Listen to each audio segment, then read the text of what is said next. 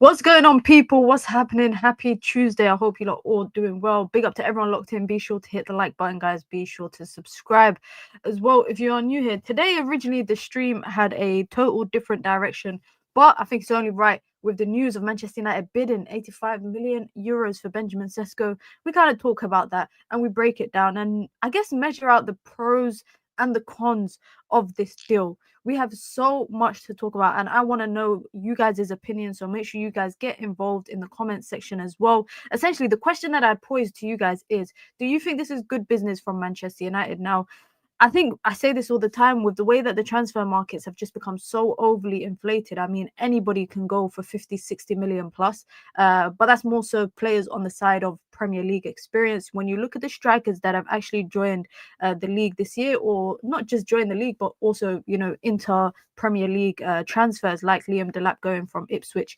to Chelsea, I think you realize that Benjamin Cesco is probably on the more pricier side. And with that comes risk. I think it's high risk, but also it's potential for high reward. And I've said this quite a lot. Benjamin Cesco, Man United have tracked him in the past.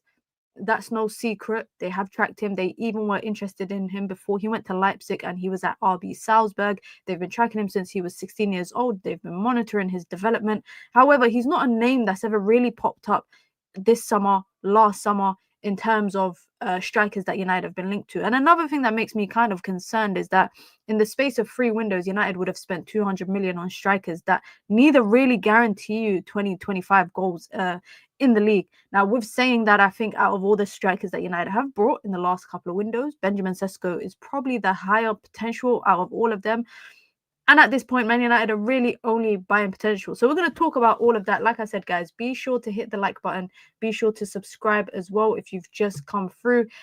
He's young and we can flip him if he doesn't work, but always at a loss. That's essentially the idea or the mindset that I think we have with pretty much every player that United signed. It's always like, can we flip him? Just for some context, guys, Manchester United, what they've bidded for Benjamin Cesco, I think is about 10 million less than what Osimhen went for. Now, with saying that, obviously, we know Osimhen had extortionate wages. I think he's on like 600k a week at Galatasaray. But that just kind of gives you the idea of what the market level is for players nowadays. Big up to Wahib says 85 million for Newcastle Tiers. We've paid similar money for worse. I mean, that's one way to look at it. Not just the Newcastle Tiers, but also it probably stops Isaac from making a move to Liverpool this summer, because the only other options I think that Newcastle will have will go and make a bid for Jackson, bring in Wissa, and even then there's no guarantee that they could get those moves done. And on top of that, it would just be another rejection for them, which is quite funny to see in this transfer window. But I think we should just focus on ourselves rather than thinking about, oh, we stop Isaac from going here and Newcastle rejection. I think we should just focus on how this impacts Manchester United, how it can improve Manchester United. And I think we should also, there's nothing wrong with having your reservations about this transfer. I think there hasn't really been a transfer in recent years at Manchester United for me, which I have been 100% confident of that transfer working out at Manchester United. I think it's been a long time since that has happened. So I understand why people kind of have their reservations about spending 85 million on Benjamin Cesco. But for me, it really more so amazes me at how much players are going for in this window. You're telling me back-to-back double-digit goals, 13, 14 goals in the Bundesliga gets you a move like that. The same with, Ekitike, for example. I think Ekitike has a high ceiling as well, and he went for slightly around the same price. I think it was 69 million pounds, so just slightly more. But overall, the package in pounds would be 73 million pounds. It would be a 73 million pound package, which sounds like what Man United paid or are still paying for Rasmus Højlund. So big up to everyone. Listen, let's actually start with the biggest part. Reports came out from Germany earlier today, and within about 20 minutes or so, it was confirmed by David Ornstein that Manchester United had submitted an offer for RB Leipzig striker Benjamin Cesco. Now, if we actually go back to last night, Newcastle returned to RB Leipzig with an improved offer. So if you guys don't know, they made an initial offer, and then they returned with an improved offer, which takes their package that they are offering to 90 million euros. So they're actually overall offering more to Leipzig. than what Manchester United are. And I said this on the red carpet yesterday, and I'll say it again. They probably actually have more to offer in terms of the cash that they're probably available, that they have available to pay as of right now. Manchester United necessarily might not be in that situation. I think once, if this transfer goes ahead, United then have to negotiate the payment terms, and it will probably be spread across 3 years. That's what they're probably going to aim to do. It's still a lot of money. Newcastle, on the other hand, I think they have more to offer. Now, it's been reported as well by multiple different reporters that Benjamin Cesco has actually agreed terms with both clubs. Now, that makes it quite interesting to me. And the reason why that makes it kind of interesting to me is because if you've agreed personal terms with both clubs, wouldn't that just leave it in the ball? The ball is in the court of Leipzig now, and Leipzig will probably want to accept the one that's offering more money. I think it's basic mathematics. I think a lot of fans are holding on to the idea of obviously Christopher Vivell being at Manchester United and his relationship and working relationship with those at the Red Bull model. It might be able to get that move done, but it's just, for me, I don't know, I feel like it's just common sense. If he's agreed both with both clubs, then wouldn't the club just accept the one that's paying more? I mean, what benefit is it to Leipzig to accept an 85 million offer? I guess also another part of it, let me not be oblivious to it, but another part of it is the add-ons and how achievable they are. They could accept Manchester United's offer despite the package being less than what Newcastle is offering. They could accept Man United's offer because the add-ons could be more achievable. Now, I don't know if you lot recall, but Fabrizio Romano has been suggesting over the last couple of weeks that there is a gentleman's agreement with Benjamin Cesco and RB Leipzig that if special clubs come in, there's a certain benchmark that Leipzig are willing to reach in terms of a fee. And then there's other teams that they're willing to hold out for the 95 million mark. And I think Newcastle might be one of those teams that are not the special club quotation mark. And I think Man United might be in the box of being a special club, despite the fact that it's about a 5 million euro difference. I mean, it's a lot in it. 1 million is a lot, but I'm thinking 5 million to 2-ish million, 2.3 million pound difference between the two bids. It's not a landslide difference. So I definitely think that the ball could be in the court of RB Leipzig, but I also believe that Manchester United, and it's been reported by multiple different people, even Sully, big up to Sully as well, who also kind of confirmed this earlier on. Sully confirmed that Manchester United would not have made a bid. Internally, he says the belief at Manchester United is that Cesco is ready to pick them after positive talks in the last days and hours. A formal bid went in with a decision expected imminently. Ineos want fast resolution with player on his financial terms done as well. So the financial terms, the personal agreement is already done. It's a done deal with the player. It's just about getting this move done. And I actually think if Leipzig accept whichever offer, if it's Man United or Newcastle, but we're going to talk about Man United. If Leipzig accept Man United's offer, I can imagine this deal progressing very quickly. I mean, we could get something tonight, tomorrow at the longest. We get something tomorrow. And then from there, within a couple of days, medical done, contract signed, media done, pictures done, and he's announced by Sunday, Monday at the latest. I can just imagine this transfer moving very quick, just because it seems like there isn't going to be a room for necessarily negotiations in terms of a transfer fee. I think Man United have offered maybe what Leipzig want, and if they've got the personal terms done with Cesco as well, that's another thing. But one thing I will say, guys, is that 73 million pounds as a package is a lot of damn money for a striker, number one. Number two, is definitely a lot of money for a striker that doesn't guarantee you 20-25 goals in the league, guys, in the league. If we go and look at the most expensive forwards, in Premier League history, right? And this is in euros. Sorry, guys, Transfer Market does it in euros. I wish it could be in pounds. It would make it a lot more easier. We got Jack Grealish up there. You got, like, the track record speaks for itself. You got Jack Grealish, you got Romelu Lukaku when he joined Chelsea. And then you have Hugo Ekitike this summer. You got Anthony, you got Darwin Núñez, Jadon Sancho, Lukaku joining United, Kai Havertz, Pepe, Rasmus Højlund, Brian Mbeumo, Omar Marmoush, Kai Havertz, Angel Di Maria, Mateus Cunha. If we just go 15, up to 15 mark, up to the 15 mark in the list. Look how many times Manchester United are there. 1, 2, 3, 4, 5, 6, 7. 7 out of 15 most I can't believe that. 7 out of the most expensive 15 forwards that have joined the Premier League have been triggered by Manchester United. And that's why I'm saying track record it's important that we speak about the track record. Yes, Manchester United are in a different place in terms of management, in terms of ownership. Yes, that is completely true. But also our track record speaks for itself. It really does speak for itself. Manchester City are in there about twice, I think. Yeah, Man City are there twice. Arsenal are there twice. Chelsea are there a couple of times. Liverpool are there twice. Liverpool are there twice. And Liverpool fans could be skeptical about Ekitike because of their track record with Darwin Núñez. And Darwin Núñez is only one guy in the top 15 from Liverpool as of this summer. And then Ekitike. We have 7 players of attacking quality that are in the top 15 of most expensive players. Haaland ain't there. Haaland ain't there because they can't. The way that they packaged his transfer was completely different. The way that they packaged it was like they packaged it to be a cheap transfer fee, but really a lot of it was agent fees, etc., etc. I think they said he went for like £55 million or something like that, which we all know the package costs way more than that.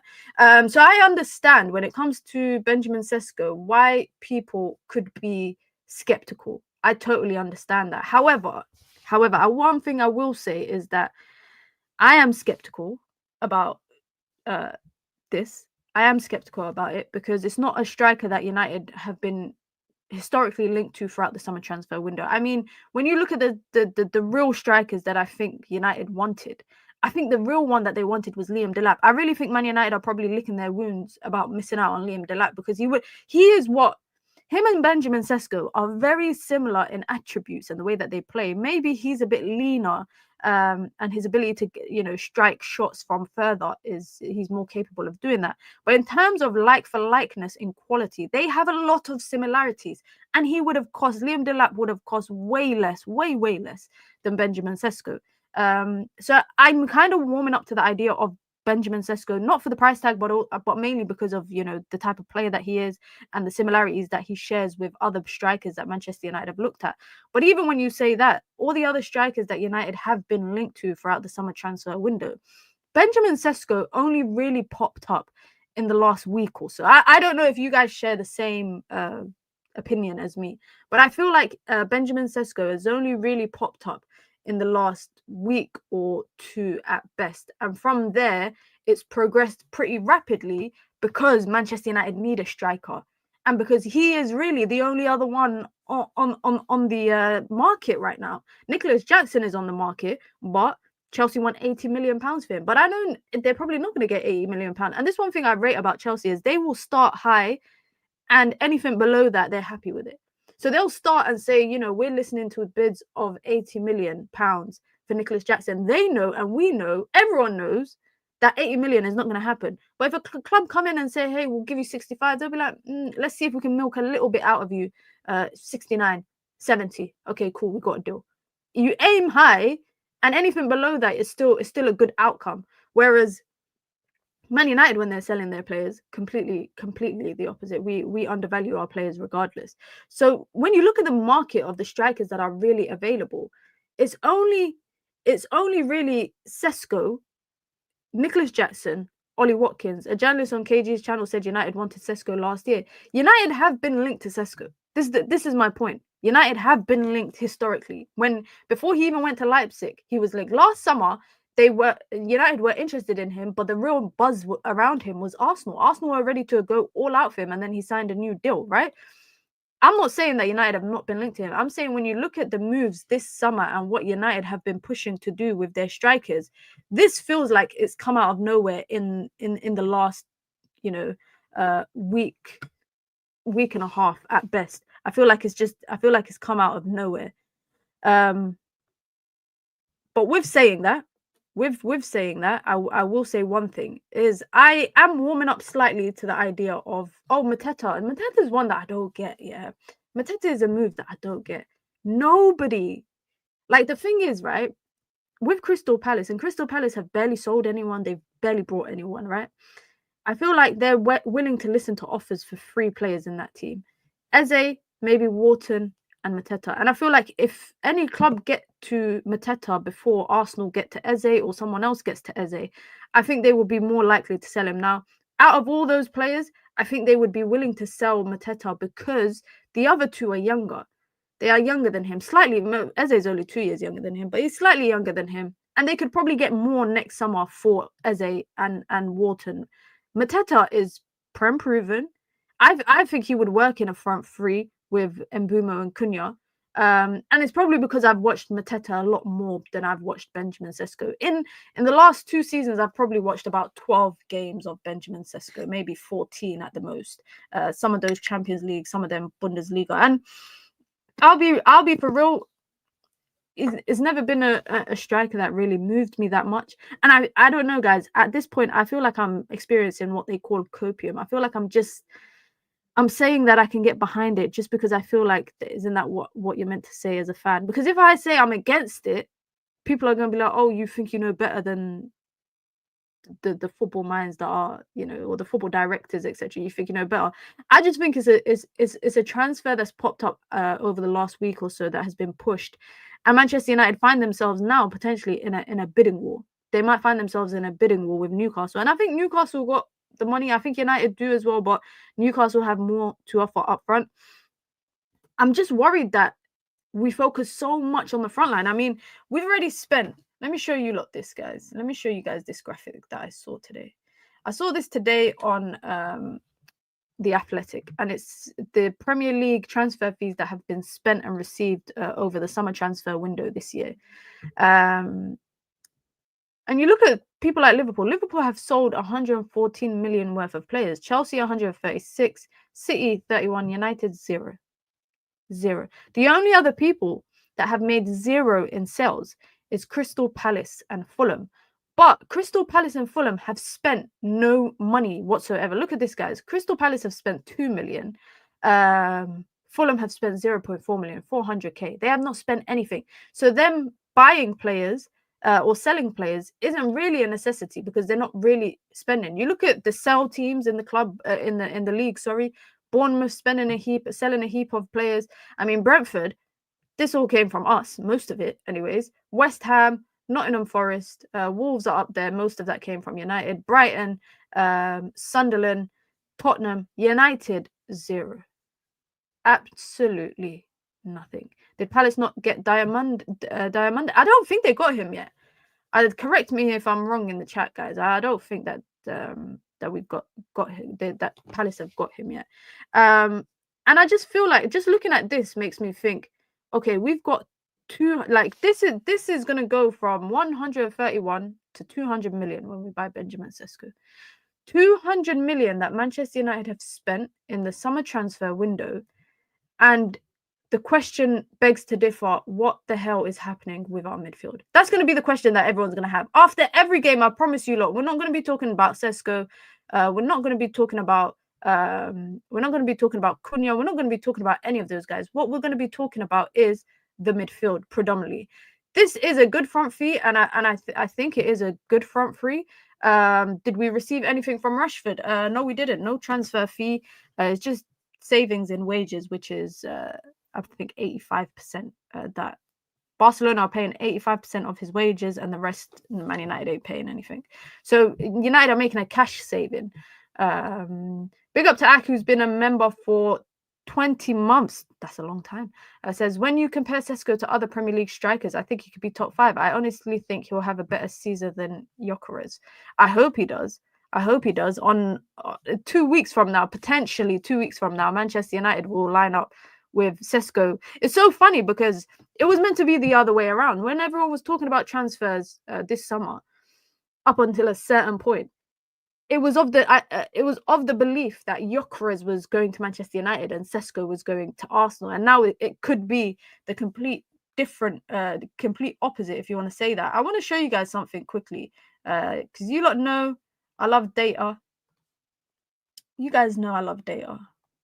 So I just thought to show you guys this because I saw this earlier today on Twitter. And this is why I said that it kind of, Man United going for Cesco, based on how hard they went for Liam Delap and how much they wanted to sign him, he's not that far off from a Liam Delap in terms of their attributes. I genuinely think that, I thought that before watching him, but I thought that when I watched him, my consensus was that, but also the data metrics also shows that. And you lot can call me a data merchant. I don't care. I love data. But just look at this here. This is just off of their seasons, their respectful seasons that they've just had. Similar in age. I think Benjamin Cesco is just slightly taller than him, but even in the way, the way that they run, their stature, etc., quite similar. I think Liam Delap is a bit more bulkier than Cesco is. But other than that, if you just look at these metrics, right, they are so similar. It makes sense as to why Manchester United is looking at Cesco. Now, for that price tag, I mean, double that.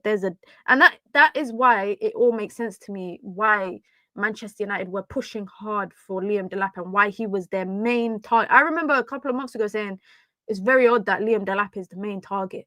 Now, what would have made sense for me is that if Man United missed out on Liam Delap and they went straight for Benjamin Cesco. But I feel like we've gone through so many other strikers or being linked to so many other strikers to then end up with Benjamin Cesco. Can you explain what that means? Yes, I can explain what that means. So anything in blue here is Benjamin Cesco, and then the reds is Liam Delap. And as you can see, they overlap quite a bit in different elements of their game, right? Different elements of their game. If you look at, for example, the number of shots that they take. Oh, no, it's the other way around. Sorry, red is Cesco, guys. Sorry, red is Cesco, blue is Liam Delap. And you can see a lot of their metrics or a lot of the elements of their game overlap both between the two of them. For example, Liam Delap he doesn't take a huge number of shots in comparison to Cesco. But we already know that. We already know that Benjamin Cesco takes a lot of shots. When you look at their duels, look at this, their duel volumes,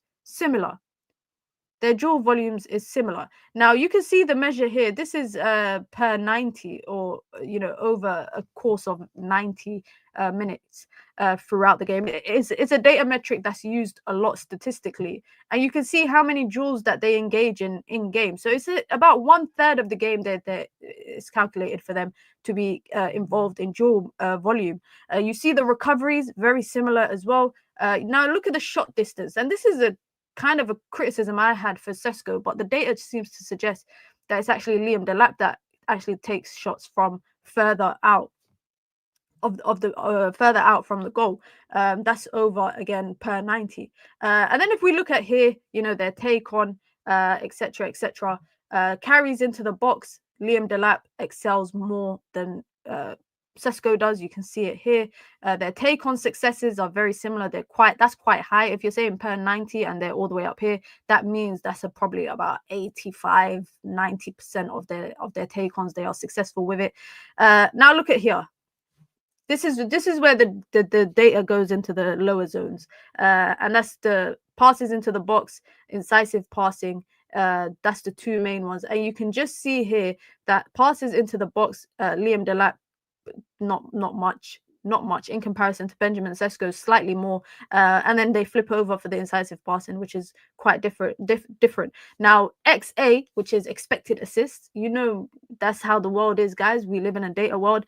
Benjamin Cesco is he's slightly ahead of Liam Delap, but other than that, on the other side, you're looking at the main part of, I think, a striker's game, which is their shot efficiency, their progressive carry tendencies, and their box presence. And you can just see how low Benjamin Cesco's box presence is. It's near enough to non-existent, guys. That's the zero is there, and he's like, his foot is on the zero. Liam Delap ain't that far off either, but he's got more box presence than Benjamin Cesco does. And then you look at the progressive receiving. So that's them receiving the ball in progressive areas, i.e. in the final third. Liam Delap actually exceeds Cesco for that. But you see, one thing I realized is that Cesco is more, I wouldn't say he's a out and out 9. For me, Liam Delap was more of a traditional 9. But you have to take into consideration all the other metrics in this that doesn't show in the data, the way the team plays, who you're playing with. Liam Delap was the focal point for Ipswich. So he was probably involved a lot more in things that maybe Benjamin Cesco wasn't, because Benjamin Cesco is playing like as a left winger / second striker at Leipzig, which is quite different. You know, Ipswich are playing in a game where they're not dominating possession much. So when they do have the possession, those data metrics can be slightly flawed, because yes, it's accounting for the game, but also it's not also showing you how much possession the team had of that and how much was going through the striker. Same can be said for RB Leipzig as well. And also, I think RB Leipzig played quite different to Ipswich. So you have to take those kind of stuff into consideration for sure. But I thought this was an interesting graph, because it kind of shows you that even though on the eye test, and every striker is kind of different, some of them are quite similar. And I think if United are going for Cesco for these reasons and these, you know, qualities that they see in him, it makes sense, because, you know, his metrics are of Liam Delap. Whereas if they were to go for a completely different striker like Ollie Watkins, I always said this, that it didn't make sense to me when United were linked to Ollie Watkins and Nicholas Jackson and etc. etc. We're going for different profiles of strikers. If United can identify a type of profile of strikers that they want, and all the players that they're linked to are of that profile, it makes sense to me. Big up to Aminal, been a member for 20 months. Mina, can you please ask Saeed to unblock me? Jazakallah. Aminal, what did you do to get blocked? And I'm sure I got you unblocked recently. I'm sure there's a lot of people in my chat that I have got unblocked off Saeed's channel recently. And you're telling me again that you've been blocked? I will tell him on the next straight jacket. I'll tell him, inshallah, to unblock you. He's not responsible for blocking people most of the time. It's his mods. Cesco played in Bundesliga and Delap played in the hardest league in the world. That is true. That is true. I got blocked again. You got blocked again. I'll get him to make you mod, and then yeah, his mods block everyone. His mods block everyone on there. Big up to Ridwan, says the graphs change depending on the manager's tactics and instructions. Cesco does more flick-ons and lets Openda make more runs in behind at Leipzig. Yeah, there you go. The data doesn't capture kind of everything altogether. But it does make me wonder if United have this front line here. Big up United People's TV for this graphic. Are you guys confident in this front line? Are you lot confident in this front line? Firstly, one thing I will say, guys, is I'm not ready to defend the back three next season. Like I'm not ready to sit here all the time and be like back five this, back five that, back five this. I don't think I have it in me. I'm gonna try my best not to mention the word system next season. Like when the season starts and I do videos, I'm gonna try my best to not mention things like system, etc. etc. But this front three, I'm seeing people already saying it's one of the best front threes in the league. And I'm thinking there is actually no guarantee that this front three works. Like we haven't seen it together, right? And Boomer, we got 45 minutes of him. Cunha, we've got a couple of preseasons of him. Them two are not my worry. They are not my worry. I'm just more curious, I would say, to see how Benjamin Cesco meshes in to this. And one thing I think will happen is I think one of these guys will probably drop into the. I think I could imagine. I don't know why. Let me actually bring up this tactical board that I have here. Is it here? No, it's not here. Where's my tactical board that I got? Oh shit! I can't remember where it is. I think it's this one. No. I had a tactics board, guys, that I was using. Oh, here it is. Here it is. And if you watch my recent video, then you will recognize this. Actually, it wasn't on my recent video, it was on TikTok. Okay. For some reason, I can't zoom in. Is the Cesco deal done? No, not yet. Not yet. It's just a bid that's been put in place. Let me get rid of these guys. Because I was doing this after. You lot see how much of a football nerd I am? That this is what I do after games. I was basically recreating the penalty that United got and trying to make sense of it on the tactical board. I wouldn't actually mind. Okay, so say on paper, this is what we look like, yeah. This is kind of what we look like. We've got the midfield there. We got the 2 10s. This is how we looked against. Let me get rid of that. This is how we looked against Everton, right? This is how we looked against Everton. Sorry, guys, I'm very picky with how I want things to look. It has to be in line. Okay, this is how it looked against Everton, right? Now, for some reason, say this is what United choose to do. Put Bruno and Maino there, or even Ugarte, yeah, whichever one. And we get Cesco. Say he gets the number 9, yeah? Don't tell everyone I'm using the free version, man. Don't tell everyone I'm using the free version. And say this is what our front line looks like, yeah? And let me know if you lot can't see properly. I'll try and maybe zoom in a bit more if I can. I don't know if I can zoom in anymore. For some reason, it won't let me. Okay. There you go. Say we look like this. Now, I can imagine one of the 2 10s, maybe a Cunha, dropping into here and creating that. Or even Mbumo dropping in and keep and playing like this. So essentially having 1 10. And I wouldn't actually be against this. I keep saying next season, I just want to see, I don't want to see a stern kind of system. I said I wasn't going to say the word system, but I don't want to see a stern kind of way of playing where I want to see a lot of interchangeable systems or style of plays, especially in possession. And the reason why I can imagine United playing like this, and you lot know I'm shameless in it, I'll come back to this stream 3 months from now and say, look guys, I predicted it. I can imagine United playing like this because Cesco has been playing off of Openda at Leipzig. Cunha has played as a 9 at Wolves. He can also play off of another striker. It's not that difficult. But also I think it stops United from being caught out in the middle all the time when it's a 2 versus 3. Because let's be honest, Bruno Fernandes in his duels, whether it's ground duels, whether it's aerial duels, he's not going to be the strongest out of everyone, right? Kobbie Mainoo, to an extent, is athletic, but he's not that athletic and he's not that strong. We need, in my opinion, one of these two to be strong. You know who comes to mind when I think of this? I think of Joel Linton. I think of the way that Joel Linton is in midfield, where it's impossible to get the ball off him because he's so strong and physical. And Mbumo and Cunha, both of them, for me, their decisiveness in just 45 minutes against Everton, I saw that their decisiveness was better than some players at Manchester United in terms of receiving the ball. I saw Mbumo receive the ball somewhere around here. He just took a touch, played it out. I saw Cunha do something similar multiple times.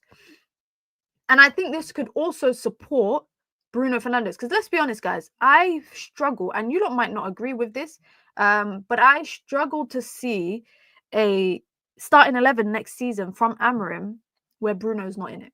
I might not agree, and you might not agree, but I struggle a lot to see a starting 11 without Bruno in it. Man United and Amorim will shoehorn him in however he possibly can, because you do not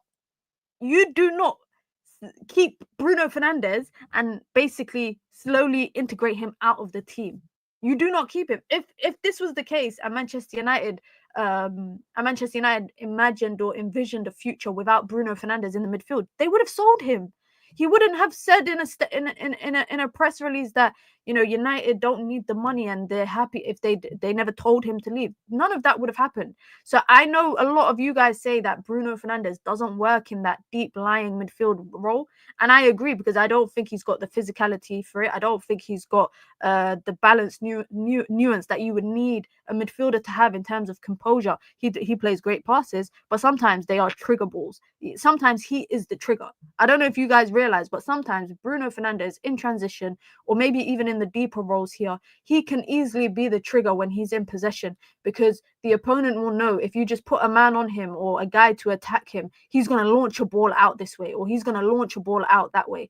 And once that ball is launched, it's going to be recovery easily for the opponent. But I failed to see this happening with Bruno Fernandes, where he's dropped. And I think one of these two, this is why I prefer more the idea of a front two over a front three, because I think a front two also will allow you to press better without the most important thing, which is vacating a space in the midfield. I think Bryan Mbeumo, if hypothetically speaking, it doesn't have to be him, it could be between him and Cunha.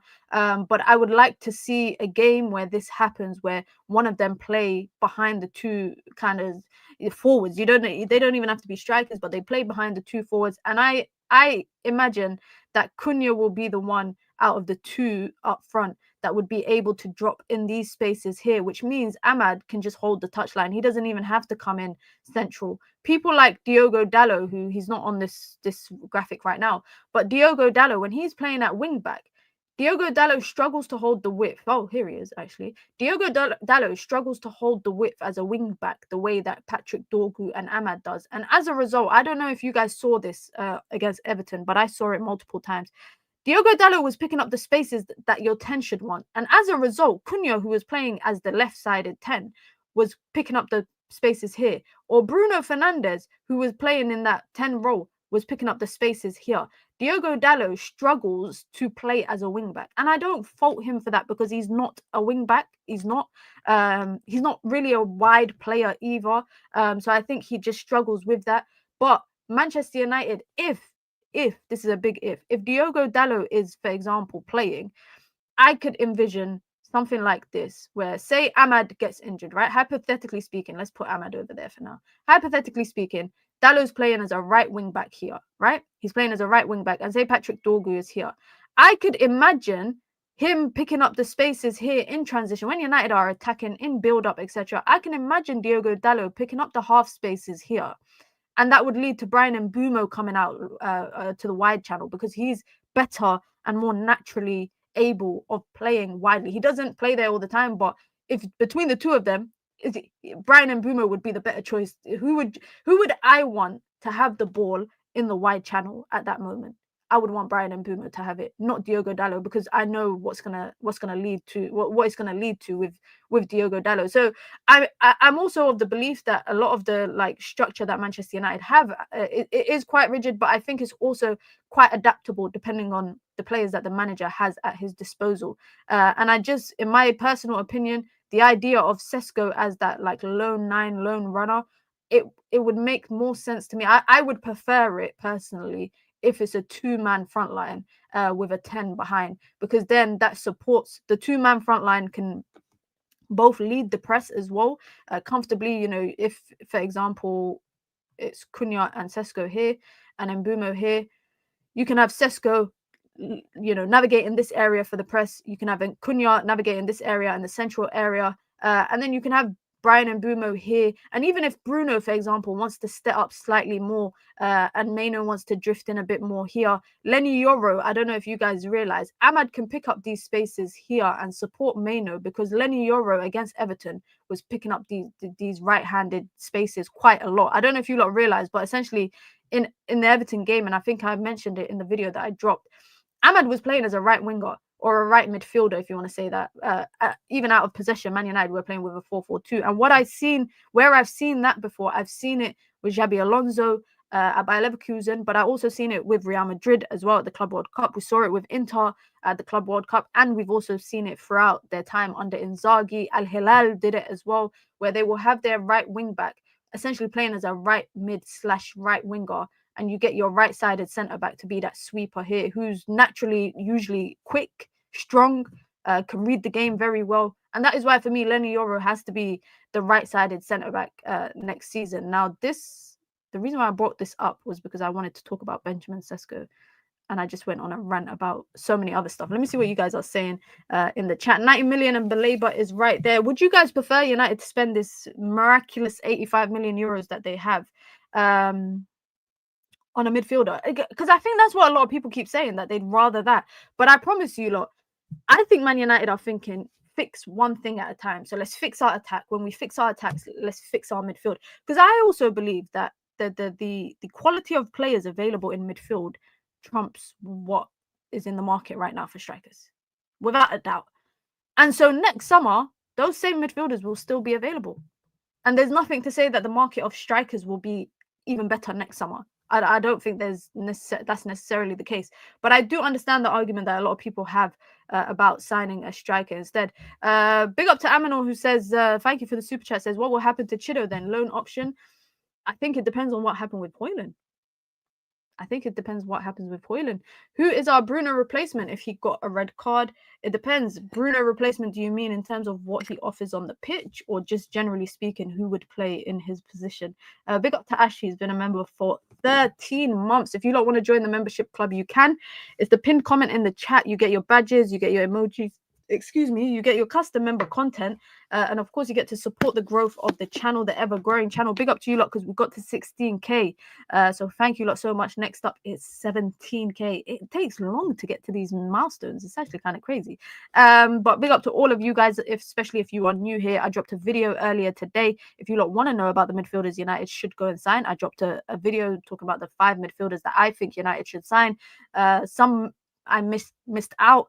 I missed out Hayden Hackney, just because I was trying to focus on players that have played first team senior football in the top flight divisions. And that's not been the case for Hayden Hackney. So make sure you lot go check out this video after the stream as well. If you want to support the channel in alternative ways, guys, you can by sending in super chats with your comments, with your questions, with your thoughts, or just to show some love. We got a super chat goal on the stream today. As you lot know, as an independent run channel and creator, it helps to sustain the channel, but also grow it, improve the quality and the output of the content that we do here every single day. So if you want to support the channel, you can by sending in a super chat with your comment, with your questions, with your thoughts, or just to show some love. It goes a long way. Let me see what you lot are saying in the chat. If we get Cesco, that's probably our last signing. I mean, it's weird that if United do get Cesco and that's their last signing, why are we only signing people that cost so much money? Is there not an avenue in the market for cheap, affordable backup players? Like, for example, Man United are only playing 1 game a week next year, right? 1 game next season, sorry. We're only playing 1 game a week. So in that 1 game a week, it's going to be very, very hard for some players to get any chance to play, right? So are we saying that Amorim is going to go forward with his 14, 15-man squad, which is going to be his starting 11 or regular starting 11 plus his 4 or 5 rotational players, and everyone else is just going to be a number in the team? We lost Christian Eriksen. I think Sekou Kone getting promoted from the academy to the first team might be his replacement. But it just feels like we're just going out there and only spending big. Let me see what else you lot are saying in the chat. On Mbeumo, one thing I liked in the first half, how he takes away the defenders, stretches the back line. It was visible he literally took 3 players with him while running ahead of the ball. Not even just that. Quite a lot of the time when he was picking up the spaces here, he was dragging the centre back out.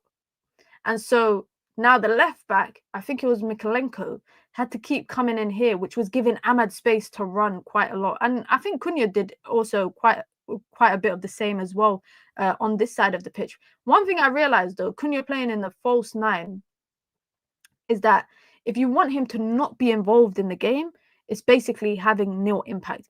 I think you're better off having a player like Cunha and Mbeumo getting involved in the game. Now, one thing I will say is that depending on how United suit up, next season, I mean, I think the first couple of games of the season are going to be interesting for us, because it's going to definitely give us something to kind of understand. But also, just don't throw your toys out of the pram, guys. That's all I'm saying. When the season starts, first 3 to 5 games, yeah, please don't do what I know everybody is going to do in the fan base, which is going to be lose the plot. If United lose 3 out of their first 5 games, or they draw 2 and lose 2 and only win 1, people are going to go mad. Yeah.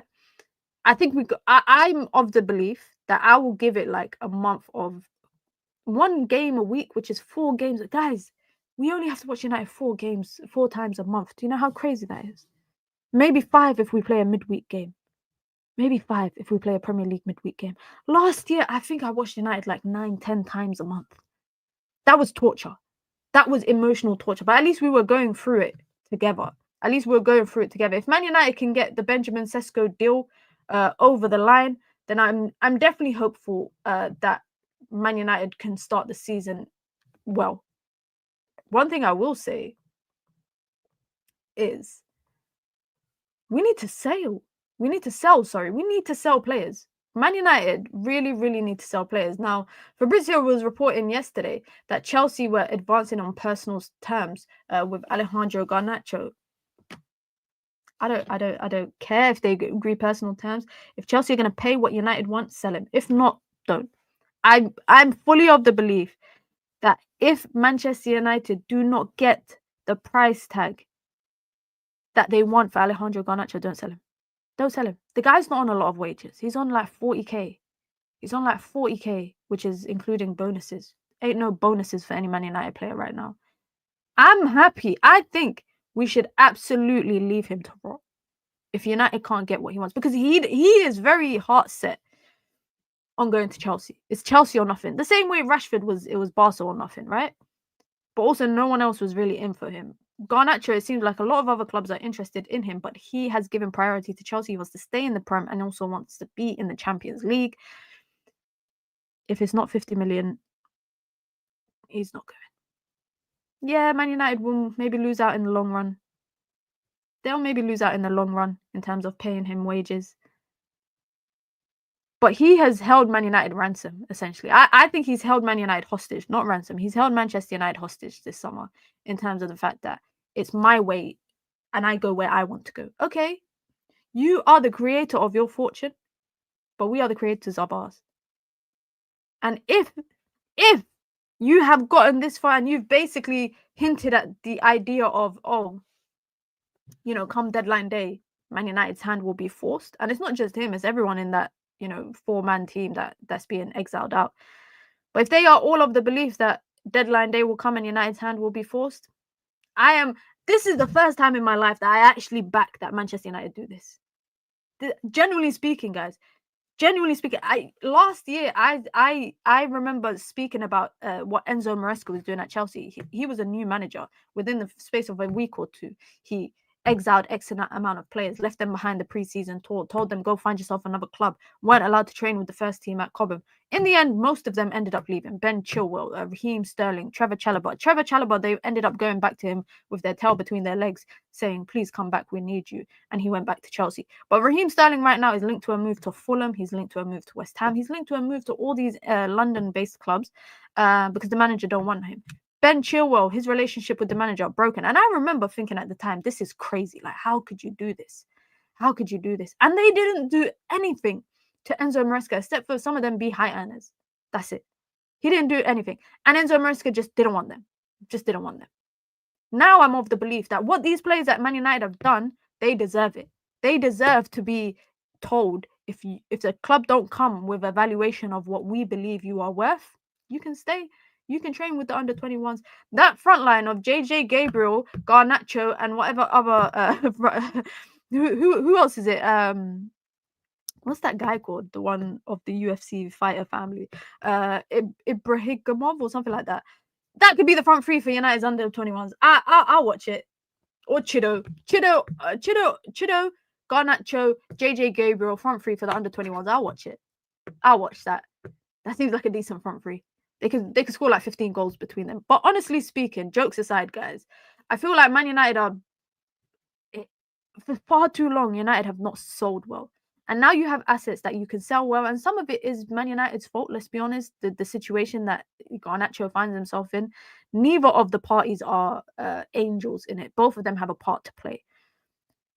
But I'm sick and tired of Chelsea. Chelsea sold Dewsbury Hall. Yeah, Dewsbury Hall for £28 million. 28. The guy has played 200 minutes in the Premier League. But in that same breath, Chelsea believe that Garnacho is worth 7 million more than him. It's because they want to flip it and sell him for 70, 80 million down the line. That's why he's an asset that they identify and that they can sell. Petrovic, 25 million. It's crazy. I'm seeing Tyler Diblin. I'm seeing Southampton go back to Everton with, I think they asked for 45 million for Tyler Diblin. Tyler Diblin. Are we being for real? He's living off of cooking Dallo in the first couple of games of last season. I rate Tyler Diblin. I think he's a good footballer, but I also think that Premier League fans are guilty of hyping up quite a lot of players. But Tyler Diblin at 45 million. If Tyler Diblin is worth 45 million, Garnacho is worth 65 plus. Alhamdulillah, excuse me.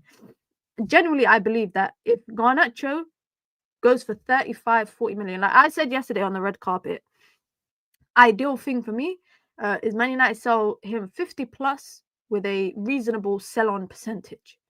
Because he doesn't earn a lot. The whole thing that has kept Man United back all these times. Oh my God, I nearly spilled my bottle all over my laptop.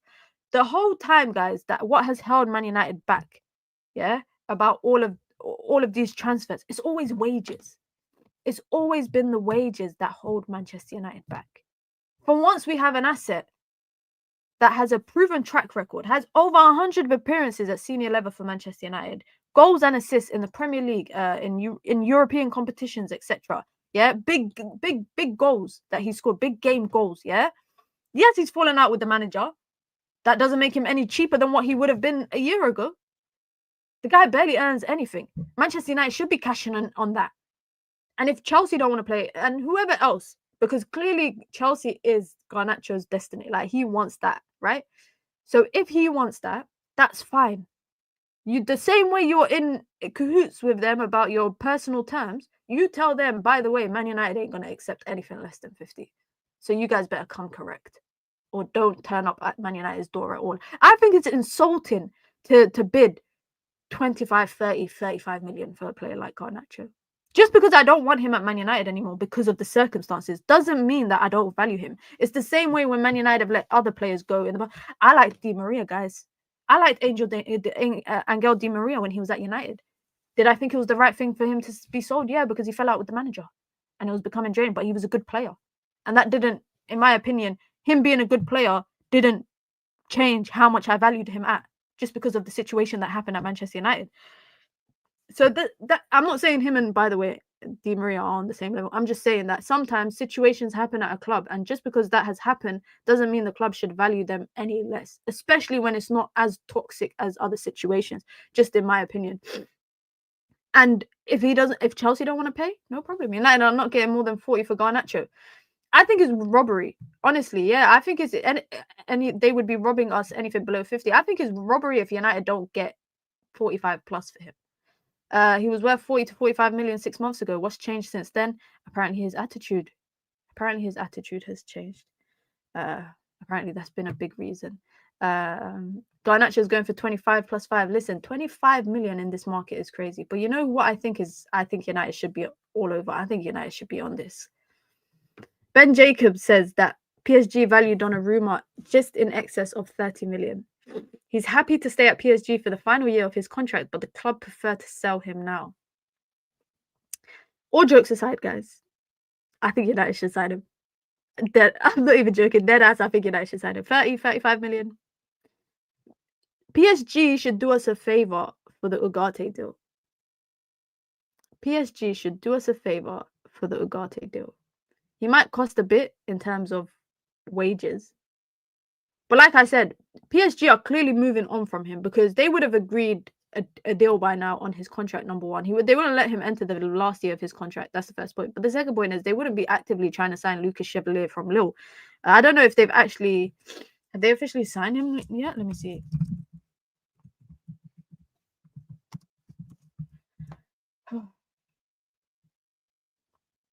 So Fabrice Hawkins was reporting 3 days ago that PSG has officially informed Gianluigi Donnarumma that Lucas Chevalier will be joining the club. PSG want to be very transparent with Donnarumma about the goalkeeper situation.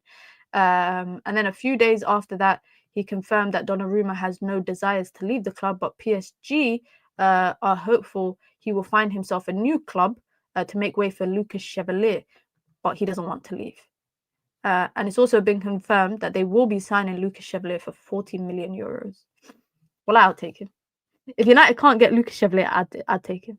People are too busy talking about a lot of young prospects for goalkeepers, but this is a proven goalkeeper. The only other team that I can see him going to is Chelsea. Like Chelsea, if they come in for him, I can see it happening. They got Champions League to offer. Let's see what he's on actually. Look at us becoming accountants again. Look at us being an accountant again. So he's only 26. Yeah, guys, he's only 26. So he's on 240 euros a week, 240,000, not 240, 240k base plus 100k in bonuses. So that's in euros, which is, so he's on 12 million a year, which is about, that's not much. That's not much. 12 million euros. That's about 10 million pounds plus bonuses. Bonuses take it to about 18 million euros. Why are we sitting here doing maths? That's about 15 million. That's about 15 million. But there's nowhere to say that he would necessarily earn his bonuses. Obviously, United would have to give him a nice little bonus structure because you've got nothing. You've got absolutely nothing. What I want to do see though is I want to see Man United's salaries because I want to see if that's realistic. No, we're not getting Donnarumma. He's just available for 30 million or just in excess of 30 million. So we are trying to see affordability wise if Manchester United could afford to buy him. So how much was it? 15 million he makes in the year, which is his bonus, but it's 10 million in base fee. He would be the 5th highest earner at Manchester United, guys, in his base fee. Just for some context here, we're just looking at the gross amount in GBP. So it's about the same amount that the Delap makes. Bonus, he would be one of the higher earners at the club. 26 years old though. Okay, let's forget the accounting part of the deal. Let's forget the salary and bonus and all of that. Let's just talk about the football. As a goalkeeper, do you guys rate him as a goalkeeper? Because I do. I think he is a very what's the word? Like as a footballer, I feel like seeing him in goal, it's very threatening. United haven't had a threatening goalkeeper for a long time. Like Man United goalkeepers haven't scared players for a long time. Like I don't know if you lot feel the same, but like when I watch people like Alisson, or when I was watching Alisson when he was one of the best goalkeepers, and even Edison to an extent, you could feel the aura. I don't want to use the term, but you could feel the aura in between the goal. You know, when players would feel threatened in front of them. Number one. Number two, I think he's a great shot stopper. I think he reads the game well. I do think his passing is a bit, but he's better than what United have, and he's also better than what's on the market. Like I don't want a project goalkeeper. I don't want a project player for a lot of positions, guys. There's a lot of positions in the team right now that I just want experienced, proven players. He was one of the best goalkeepers in the Champions League. He was the best goalkeeper in the Champions League. I think it was against Liverpool. He was clutch. Against Arsenal, he was big. Aston Villa, we're not going to talk too much. But I'm tired of a lot of the time us being linked to potential. And sometimes for a position, I just want experience. I want a proven winner in that position. I want a proven winner, an ultimate upgrade on what Man United have in that position, and something I wouldn't have to worry about. Like if United had a goalkeeper like Donnarumma, or they had a young 20, 21-year-old goalkeeper, I'd be worried about that goalkeeper. I'm not gonna lie, I'd be worried. Donnarumma, not necessarily the case. And you look at the market of goalkeepers. Say United are back in the market next summer for a goalkeeper, right? Who's to say that there's gonna like every team in, I would say in Europe, all the big clubs, they've got good goalkeepers. I think United might be one of the few teams that don't have a good goalkeeper. Arsenal, I rate David Raya. I mean, his set piece is crazy, the way that he lines up for set pieces, yeah, because that Bruno Fernandes free kick that I recorded at Arsenal versus United in March, the guy left half the goal open. But I still think David Raya is a good shot stopper. And he's good on his feet. And I think he reads the game very well. I think Edison's a good goalkeeper. I think Mamardashvili is a good goalkeeper. I think Alisson's a good goalkeeper. I do think Vicario is a good shot stopper as well. Who else am I missing? Chelsea's the only team that don't have a good goalkeeper. That's it. You look at Europe, PSG, Donnarumma, they got a good goalkeeper. Lille, Lucas Chevalier, if you want to say, he's a good goalkeeper. Barcelona, Joan Garcia, I think he's good, but only time will tell if he's good for Barcelona. Courtois, one of the best goalkeepers in Europe. I think Napoli's good. Napoli just signed Milinkovic-Savic. The one that we were meant to sign, they signed. Raya is not better than Onana. No way. No way you don't think David Raya is better than Onana. As an overall goalkeeper, or just are you talking about in specific stuff? Because I think overall, I think Raya is a better goalkeeper. I still think Raya got a bozo moment here and there, but it's not to an extent of United. To Onana, sorry, I don't think it's to the same level. I don't think it's to the same level at all. I do think, though, a part of me does think maybe once United move on from this Benjamin Cesco deal and they finalize it, I think maybe we might go for a goalkeeper with the last bit of money that we got left for the window. This will, if you just joined, Manchester United have made a bid for Benjamin Cesco, which is 75 million euros plus 10 million in add-ons, which makes a package of 85 million euros, which is about 73 million pound. Not that far off from what we paid for Rasmus Højlund. Reportedly, Benjamin Cesco has also agreed personal terms with Manchester United and Newcastle. So now the ball is in the court of RB Leipzig as to whether they want to accept the deal or not. And I mean, I don't know what either team are offering in terms of salary, but just 1 + 1 = 2. I think Leipzig would accept 90 million from Newcastle versus 85 million. They'd accept the bigger package, but I also think what plays into it is maybe the player has a preference, and I also think add-ons and the structure of the deal might play into it. We don't know what Man United are offering in terms of the structure of the deal, you know, when they're willing to pay X amount, and also the add-ons, the structure of the add-ons, how achievable they are. And the same for Newcastle. Newcastle, for me, they need a home run. Like right now in the transfer window, Newcastle have been scoring own goal after own goal after own goal. They need a goal and they need to score a score. So if they go all out to sign Benjamin Cesco, I won't be surprised. I mean, giving him big wages, I mean, you know, achievable add-ons that will entice RB Leipzig a little bit. They need a win in this transfer window. Now, one thing I don't want, personally speaking, is I don't want Man United to be embarrassed. I don't want no Newcastle fan to ever be like, Cesco, you know, you lot were rejected. By the way, everyone uses Man United for clickbait. Because why am I seeing when Ekitike joined Manchester United is, oh, Man United tried to make a last-minute swoop, but he rejected. Everybody just wants to say ex-player got rejected from United. But I genuinely believe that we will have an answer by tonight, tomorrow.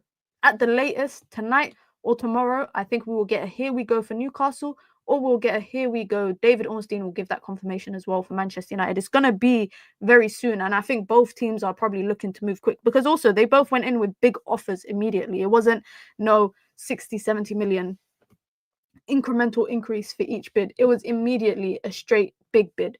But listen, guys, did we hit 100 likes? Yes, we did. We even surpassed it. Big up to you guys. I dropped a new video earlier this afternoon.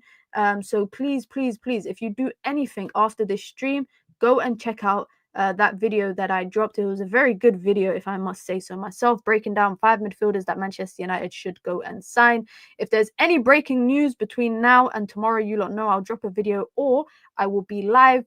Saeed is live now, so I'm going to redirect to Saeed, go show him some love, and like I said, if there's anything that you lot do, go and watch the video that I dropped and drop in the comment section below if there's any midfielder you think Manchester United should look at.